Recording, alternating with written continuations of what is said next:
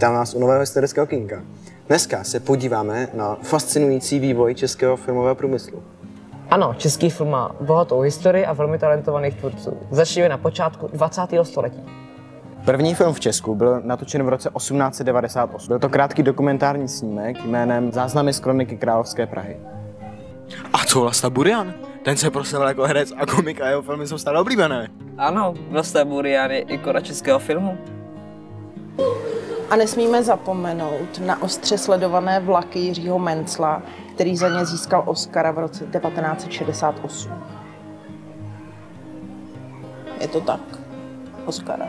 Nová generace režisérů, jako je Jan Svěrák, přináší do českého filmu nový dech. Je to tak. Je to tak. Toto je jen krátký pohled na bohatou historii českého filmu, ale pojďme se více ponořit do některých klíčových období.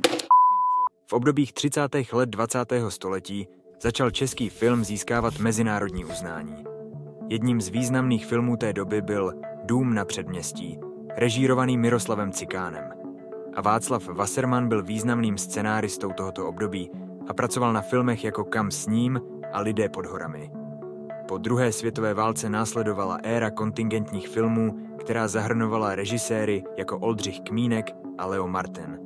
A samozřejmě nesmíme zapomenout na významné herečky, jako byla Anna Ondráková, Adina Mandlová a nebo také Nataša Golová, které zářily na plátně. Po roce 1989, kdy došlo k pádu komunismu, český film prošel obdobím změn. Nová generace režisérů jako Václav Marhul a Jan Svěrák přivedla český film na světovou scénu. A díky digitalizaci a vzniku multiplexů se filmový průmysl v České republice stále rozvíjí.